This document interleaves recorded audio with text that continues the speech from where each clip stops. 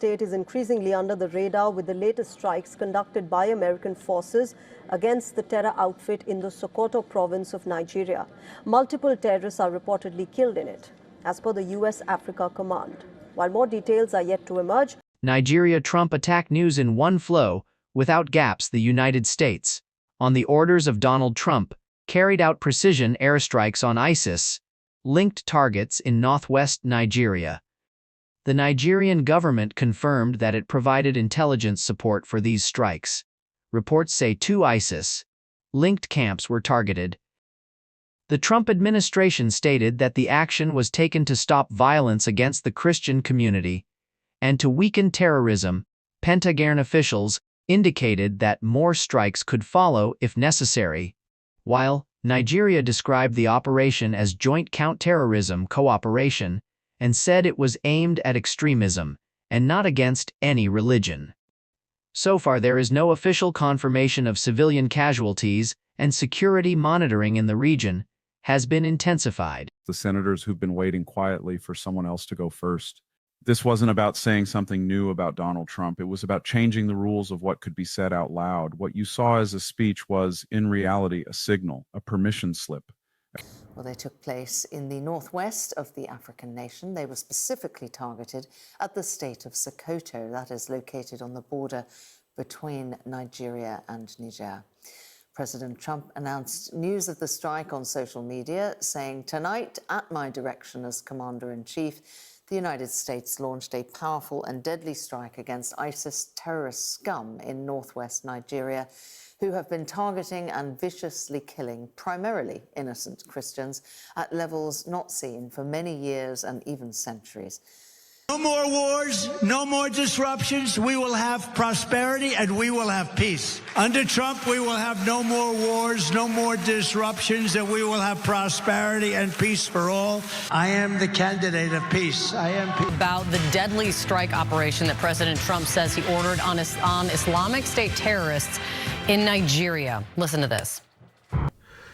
The second Trump term has turned out to be much, much worse than any of us expected, and I really was not expecting very much. The institutional damage that Trump has done in his second term is much more severe than I thought possible. He has hollowed out the Department of Justice and turned it into an instrument of personal revenge, charging people like James Comey and Letitia James with completely made-up crimes that even grand juries have not been willing to return indictments for. He's turned ICE into a personal police force. It's got a budget bigger than the FBI now, and it's primarily loyal to him and being staffed by people that are also loyal. About affordability, about Rob Reiner, the Middle East, about all of his White House predecessors, and he seems very angry these days. Tonight, a close look at the president's fast and furious primetime address to the nation. Next.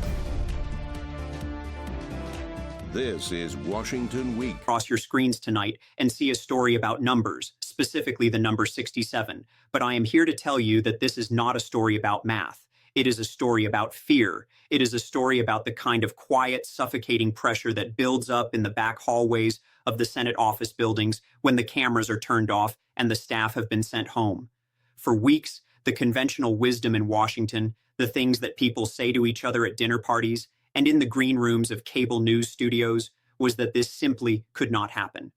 They told you that the partisan divide was too calcified, that the loyalty to the former president was too absolute, and that the idea of 17 Republicans breaking ranks was a fantasy born of desperate opposition. But if you have spent enough time covering this beat, if you have spent enough time watching how these senators actually move and think when they believe their own political survival is on the line. Checkmated Donald Trump ahead of their meeting on Sunday in Miami. Zelensky came up with a 20-point peace proposal that really smokes out Donald Trump and Putin's true agenda here. So Zelensky said, all right, Donald, all right, Putin, you want me to give up portions of eastern Ukraine? I'll do it.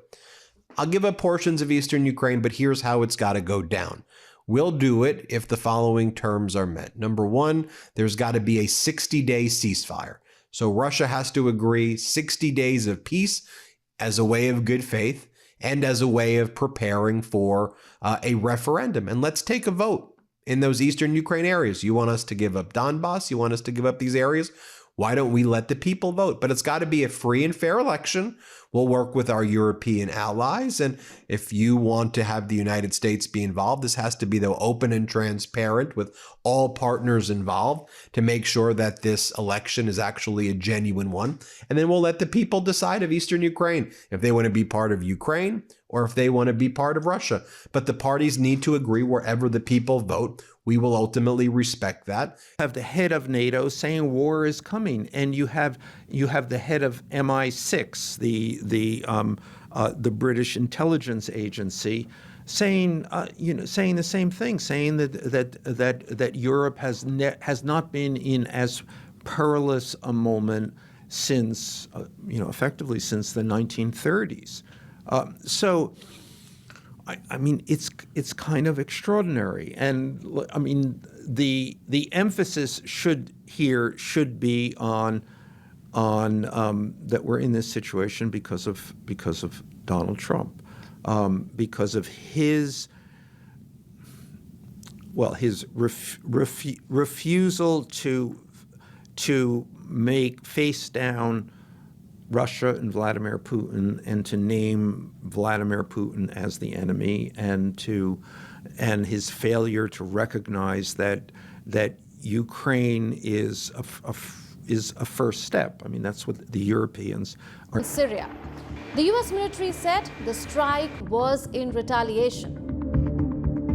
Just days earlier, on December 13th, 2 U.S. soldiers and 1 civilian interpreter who was working with American forces were killed in a deadly attack in the ancient Syrian city of Palmyra. 3 other U.S. soldiers were injured. Washington then said the attacker was linked to the Islamic State group, also known as ISIS. Palmyra is a symbolic location and was once home to UNESCO-listed ruins. Starting off from that infamous tweet and then followed up by the speech by President Donald Trump to come with guns a-blazing if the government doesn't fix the issue of Christian persecution, genocide in some quarters. But what's your take on this? This is said to be a fight against ISIS, precision strike yesterday in Sokoto State. Okay, so we don't know a lot of details. As a military buff myself, I like to get brass tacks. But from that picture, number one fact is Trump said he was going to do it coming guns a-blazing, and this is guns a-blazing. Mm-hmm. I don't agree with him on many things, but he said he was going to do this, and he did it. Probably that's why he has a lot of following among Nigerians. I don't know the architecture of the strike. I can see a warship there. And AFRICOM released a message saying that they did carry out the strike. So maybe it was at one of the waters close to us, where America have their warship. That was where that went out. So when they say airstrike, was it a combination of the strikes from the warship and actually you have planes hovering in the air? I do not know. Or were there missiles in there? I mean, were there drones in there? I do not know the architecture of the strike. So what's the only Defense Department in America has declassified for us is that picture of one of the missiles coming out. What kind of missiles used? Some have said Tomahawk. I do not know, so I do not have details on that. So Maritime insurance premiums likely skyrocketed. This is the invisible tax that you pay at the grocery store. When a shipping container costs 10 times more to insure because of war risk,